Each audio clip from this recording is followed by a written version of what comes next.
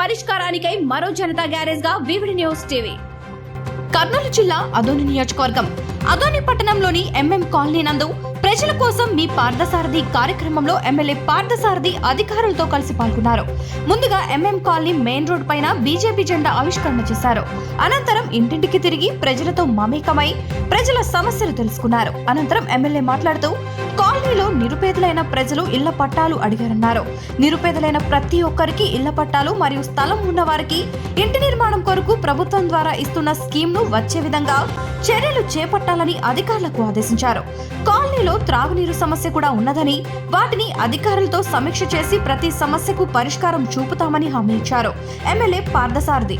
ఈ కార్యక్రమంలో కూటమి నాయకులు, సచివాలయం అధికారులు పాల్గొన్నారు.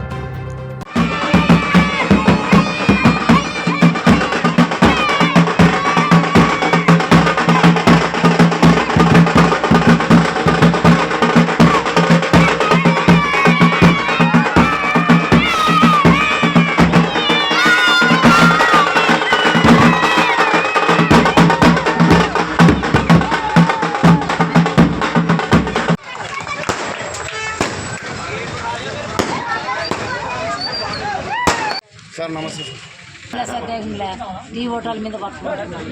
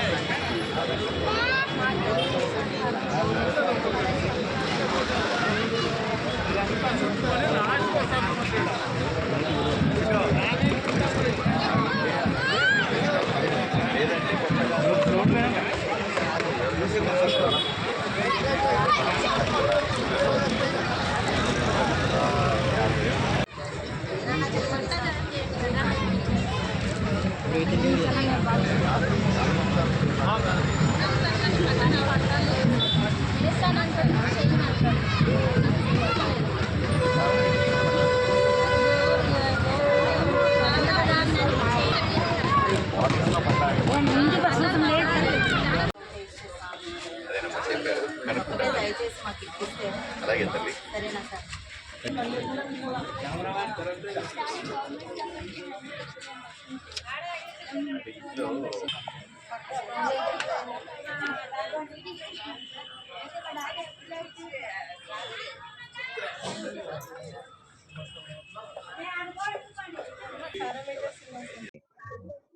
ఈరోజు సాయంకాలం ఎంఎం కాలనీలో ఉన్నటువంటి ప్రజల్ని కలవడం, వాళ్ళ సమస్యల గురించి తెలుసుకోవడానికి నేను ఇక్కడ ఉన్నాను.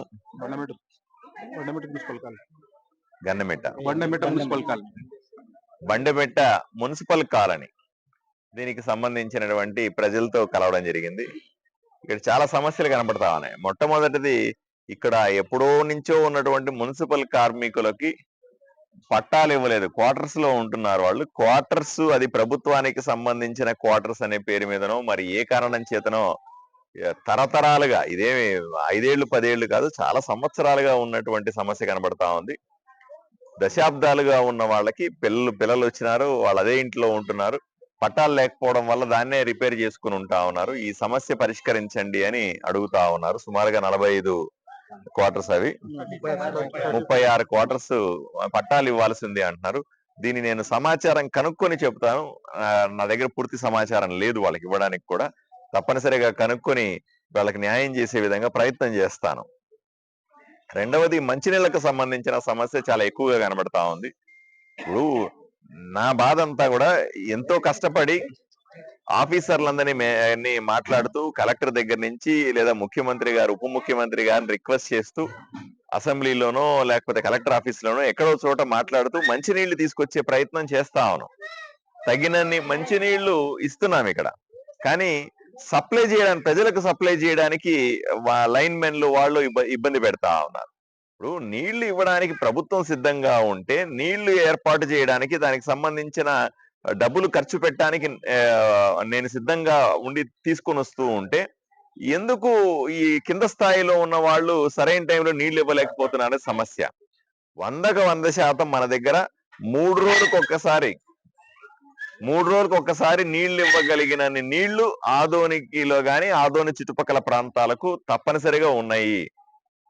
గ్రామాల్లో అనుకోండి పైప్ లైన్ సమస్యనో లేకపోతే ఇంకోటో ఉంది. నిన్న కూడా నేను మాంత్రికి గ్రామానికి వెళ్ళాను. అక్కడ కూడా ఇదే చెప్తా ఉన్నారు. ఏమంటే లైన్ మ్యాన్ ఇచ్చి ఆయన వారానికి ఒకసారి నీళ్లు ఇస్తా ఉన్నాడని. ఉద్యోగస్తులు లేదా ఈ కాంట్రాక్ట్ బేసిస్ మీద ఉన్నటువంటి ఈ కాంట్రాక్టర్లో లేకపోతే మిగతా వాళ్ళు జాగ్రత్తగా ఉండాలి. గ్రామస్తులు పట్టించుకో, మనకు అలవాటు అయింది కూడా ఆదోన్లో నీళ్లు వారానికి ఒకసారి వస్తాయి, 10 రోజులకు వస్తారు. అది ఆ పరిస్థితి పూర్తిగా ఉండకూడదని కనీసం 3 రోజులకు ఒకసారి నీళ్లు ఇవ్వాలని నేను గట్టి ప్రయత్నం చేస్తాను. దానికి సంబంధించిన నిధులు కూడా ఏర్పాటు చేస్తాను. నీళ్లకు సమస్య లేదు, నీళ్లు ఇవ్వడానికి డబ్బుల సమస్య కూడా లేదు. ఈరోజు నేను మీరందరూ చూశారు, అసెంబ్లీలో గట్టిగా మాట్లాడి చెప్పిన తర్వాత డబ్బులు కూడా ఇస్తామని మనకు వాగ్దానం చేసి ఉన్నారు. కానీ ఇక్కడ సమస్యల్లా కూడా కింద స్థాయిలో ఉన్న వాళ్ళు నీళ్లు వదలట్లేదు. అది ఎందుకు వదలట్లేదో నాకు ఇప్పటికీ అర్థం కాదు. ఇప్పుడు ఇక్కడ ఉన్న లైన్ మ్యాన్ అడిగి ఎందుకు వదలమంటే ఇంక వదులుతాను సార్ అంటున్నాడు. నీకు వదలడానికి ఇబ్బంది ఏంటి? నీకు ఏదైనా ఇబ్బంది ఉంటే నాకు చెప్పాలా. కాబట్టి దయచేసి ప్రజలందరూ కూడా గట్టిగా అర్థం చేసుకోవాలి. కింద స్థాయిలో ఉద్యోగస్తులు ఎవరైతే ఉన్నారో వాళ్ళ దగ్గర పని చేయించుకోవడం కూడా ప్రజలకు అలవాటు కావాలి. వాళ్ళ దగ్గర మన హక్కుగా ఉన్నాడు, హక్కు మీకు అది. ఇప్పుడు నేను తెచ్చిస్తా ఉన్నప్పుడు మీకు ఇవ్వడానికి ఇబ్బంది ఏమిటి? అది ప్రశ్న. కాబట్టి ప్రజలు కూడా చైతన్యవంతులు కావాలి. ప్రజలు కూడా జరుగుతున్న విషయాలు తెలుసుకోవాలి. ఏదైనా ఇబ్బంది వచ్చి నన్ను వచ్చి కలవచ్చు. నేను ఎప్పుడు అందుబాటులో ఉంటాను. నేను ఆదోనిలో ఉంటే తప్పనిసరిగా ప్రజల మధ్యనే ఉంటాను. నాకు వేరే పనేమి లేదు. ఆదోనిలో ఉన్నంత కాలం పొద్దున సాయంకాలం ఏదో ఒక వార్డుకో ఏదో ఒక గ్రామానికో ఎక్కడో 10 మందిని కలవడానికో మాత్రమే వెళ్తూ ఉంటాను. అన్ని సమస్యలు తెలుసుకొని ప్రభుత్వానికి చెప్పడం, అన్ని సమస్యలు తెలుసుకొని ముఖ్యమంత్రికి చెప్పడం, అవసరమైతే సమస్యను బట్టి అసెంబ్లీలో గట్టిగా మాట్లాడి ప్రజల వైపు నిలబడడం అన్నది నా పని. కాబట్టి ప్రజలు ధైర్యంగా ఉండండి. ఆదోనికి మంచి రోజులు వచ్చినాయి. ఉద్యోగస్తులందరినీ రిక్వెస్ట్ చేస్తా ఉన్నా, దయచేసి పని చేయండి, ఎక్కువగా పని చేయండి. పెన్షన్లు లేని వాళ్ళు అన్నారు, పెన్షన్లు ఇవ్వాలి మనం. అలాగే ఇల్లు లేనని చాలా మంది చెప్పారు నాకు. ఇళ్ల స్థలాలు ఇవ్వడానికి కానీ, స్థలం ఉంటే ఇల్లు కట్టించడానికి కానీ ప్రభుత్వం సిద్ధంగా ఉంది. ఈ మార్చిలో నరేంద్ర మోదీ గారు, మన ప్రధానమంత్రి, భారతదేశం అంతా కూడా 5 కోట్ల మందికి ఇళ్లు కట్టిస్తామని వాగ్దానం చేసి ఉన్నారు. సిద్ధంగా ఉంది. నరేంద్ర మోదీ గారు డబ్బులు ఇవ్వడానికి సిద్ధంగా ఉన్నారు. గౌరవ ముఖ్యమంత్రి గారు చంద్రబాబు నాయుడు గారు గాని, పవన్ కళ్యాణ్ గారు గాని డబ్బులు ఇవ్వడానికి సిద్ధంగా ఉన్నారు. ఆదోనిలో ఎంతమందికి ఇళ్లు లేవో అందరికీ మేము ఇల్లు కట్టించడానికి సిద్ధంగా ఉన్నాం. దయచేసి మీరందరూ కూడా సచివాలయాలకు పోయి అక్కడ మీరు అప్లై చేసుకొని, మీరు ఏదైనా రేషన్ కార్డులో సమస్యలున్నా ఇంకేదైనా సమస్యలు ఉంటే వాళ్ళు చెప్పిన ప్రకారంగా ముందుగా సరి చేసుకోండి. 1-2 నెలలు టైం ఉంది ఇంకాను. ఈ 2 నెలల్లో అందరూ కూడా ఎన్రోల్ చేసుకోండి. తప్పనిసరిగా మీ అందరికీ కూడా మంచి జరగాలని, మీ అందరికీ వసతులు కల్పించాలని నేను ఆ అమ్మవారిని కూడా నేను ప్రార్థిస్తా ఉన్నాను. హలో అండి, నేను మీ కిరాక్ సీత. ఎలా ఉన్నారు అందరూ? Please do support VBD news and thank you for all your love and support అండి. Please do subscribe to VBD news.